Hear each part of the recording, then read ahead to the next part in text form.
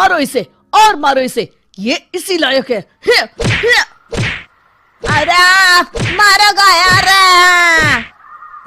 सरपंच जी, कालिया को चोरी करते हुए हम सब ने रंगे हाथ पकड़ा है।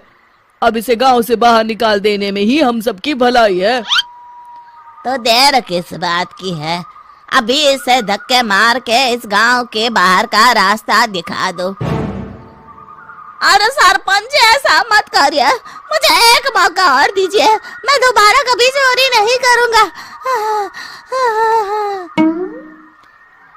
लेकिन गांव वाले उसकी एक नहीं सुनते और उसे मार मार के गांव की सीमा के बाहर निकाल देते हैं। मेरी कमर दर्द के मारे मेरी जान निकली जा रही है। कम वक्तों ने जम के धुलाई की है मेरी। अरे भगवान करे इनके गांव में भूचाल आ जाए, धरती फट जाए और सब गांव वाले उसमें समा जाए। चलते चलते कालिया जंगल में पहुंच जाता है। उसे वहां एक प्रयोगशाला दिखाई देती है। अरे इस जंगल में ये अजीब सा दिखने वाला घर किसने बनाया है, चल कर देखना पड़ेगा।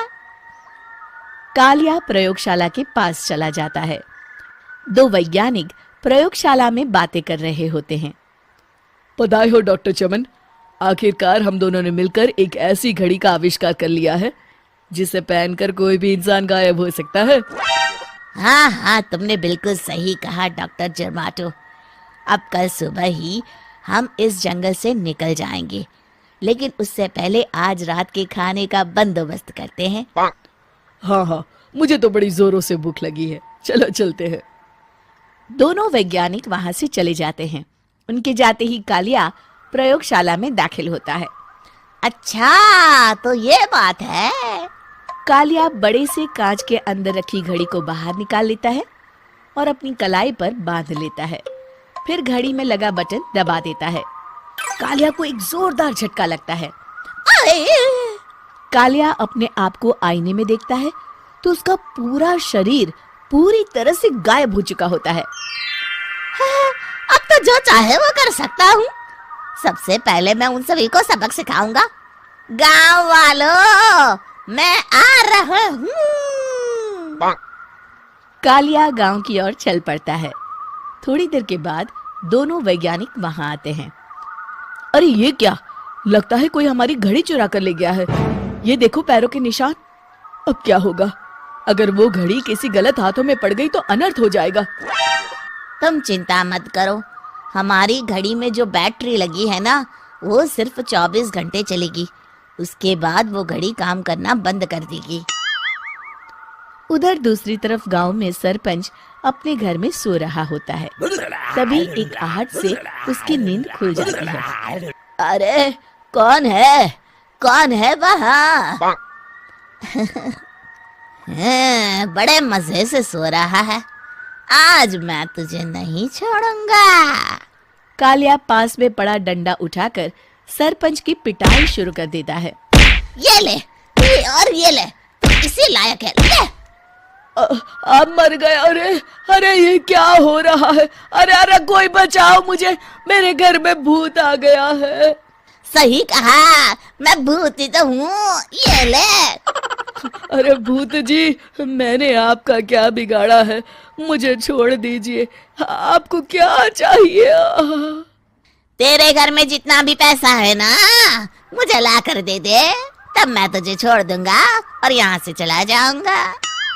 सरपंच अपनी तिजोरी से पैसे निकालकर एक बड़े कपड़े में बांधकर जमीन पर रख देता है और कालिया वो सारा पैसा लेकर वहां से चला जाता है।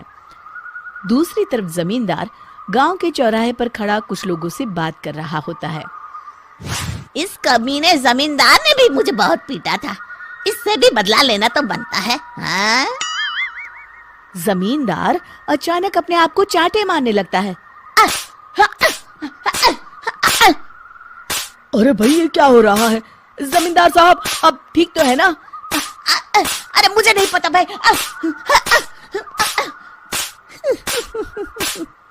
अरे मर गए रे, ये तो पक्का किसी भूत प्रेत का काम है। जमींदार के अंदर कोई भूत आ गया है, इससे पहले कि ये हमारे अंदर आ जाए। मनोहर भाई, अपनी जान बचानी है तो भागो यहाँ से। ये क्या? अरे बाप रे बाप, मुझे तो भूतों से बड़ा डर लगता है। मैं तो चला यहाँ से। अगली सुबह इस घटना से पूरे गांव में दहशत फैल जाती है। सभी गांव वाले आपस में बात करने लगते हैं। अरे भाई, पता नहीं कहाँ से हमारे गांव में एक भूत आ गया है। उसने कल रात को सरपंच और जमींदार की खूब पिटाई की और उनके सारे पैसे भी लेकर चला गया। हाँ भाई हाँ, ये भूत तो मुझे बड़ा अजीब लगता है। मेरी समझ में नहीं आता कि भूत उन पैसों का करेगा क्या। अरे तेल में पकोड़े बना के तलेगा बेवकूफ। इस बात की चिंता करके कहीं वो भूत हमारे घर में ना आ जाए। तुम बिल्कुल सही कह रहे हो आर्या, मैं भी इसी बात से घबरा रहा हूँ। अच्छा, अब मैं अपने घर जा रहा हूँ।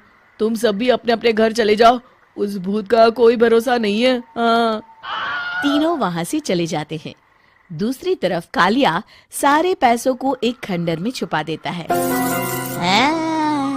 इतने सारे रुपए तो मैंने अपनी पूरी जिंदगी में एक साथ कभी नहीं देखे। इस तरह कुछ दिनों में मैं अमीर बन जाऊंगा। आज मैं उस मोटे बब्बन को अपना शिकार बनाऊंगा। सुना है दहेज में बहुत सारे पैसे और गहने मिले हैं उसे। रात होते ही कालिया बब्बन के घर में घुस जाता है। हाँ, मिल गई तिजोरी। अब जल्दी से इसे खोलकर सारे पैसे निकाल लेता हूँ। अरे खुल जा, खुल जा। खुल गई। कालिया पैसे थैले में भर ही रहा था कि तभी बब्बन उसके बगल में आकर खड़ा हो जाता है। भाई क्या कर रहा है? हाँ? अरे हट। अरे तेरी इतनी हिम्मत, मैं तेरे सामने खड़ा हूँ और तू फिर भी मेरी तिजोरी से पैसे चुरा रहा है। अरे मैं तो गायब हूँ, तू मुझे कैसे देख रहा है? कालिया अपनी घड़ी को देखता है। अरे इसे क्या हो गया है? हाय, लगता है बैटरी खत्म हो गई। अच्छा, तो आज मैं तेरी बैटरी अच्छे से चार्ज कर देता हूँ। अरे भाग्यवान, जरा मेरा डंडा तो लाना। ये मोटा मुझे नहीं छोड़ेगा। अरे भागो। कालिया भागकर घर के बाहर जाता है। बाहर सभी गांव वाले हाथ में डंडा लिए खड़े होते हैं। अच्छा, तो तू वो भूत है?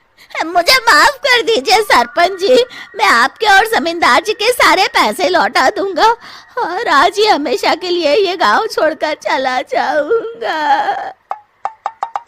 शिक्षा, बुराई ज्यादा दिन की मेहमान नहीं होती, एक दिन उसका अंत हो ही जाता है।